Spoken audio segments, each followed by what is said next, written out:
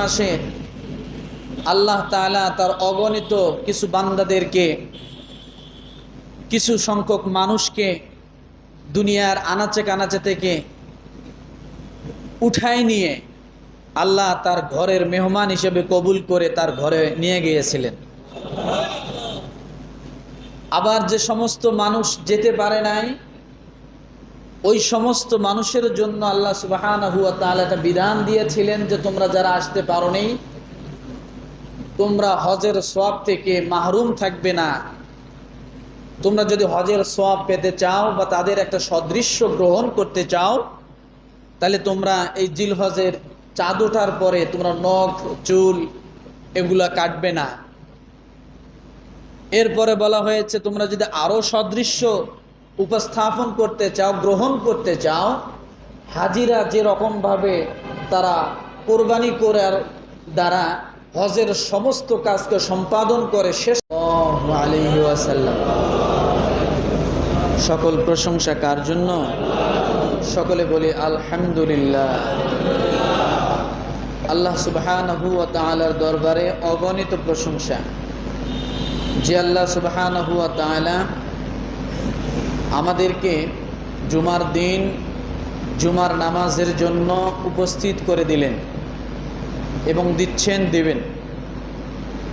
যে আল্লাহ সুবহানাহু ওয়া তাআলা আমাদেরকে জিলহজ মাসের শেষ জুমা এবং 1445 হিজরির একেবারে শেষ জুমা আল্লাহ সুবহানাহু ওয়া তাআলা আমাদেরকে উপস্থিত করে দিয়েছেন। এই জন্য আবারও শুকরিয়া আদায় করি, আলহামদুলিল্লাহ।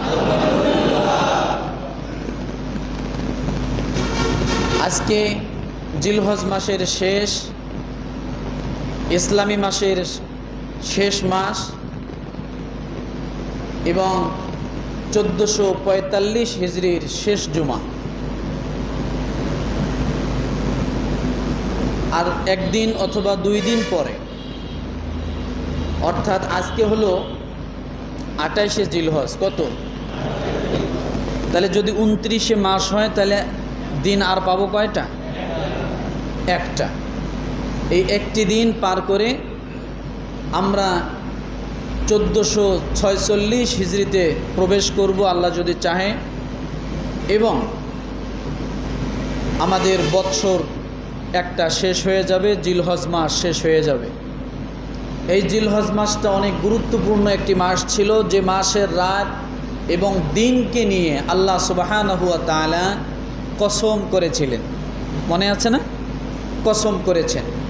এই মাসটা এত বড়ই গুরুত্বপূর্ণ ছিল যে এই মাসে আল্লাহ তাআলা তার অগণিত কিছু বান্দাদেরকে, কিছু সংখ্যক মানুষকে দুনিয়ার আনাচে কানাচে থেকে উঠায় নিয়ে আল্লাহ তার ঘরের মেহমান হিসেবে কবুল করে তার ঘরে নিয়ে গিয়েছিলেন।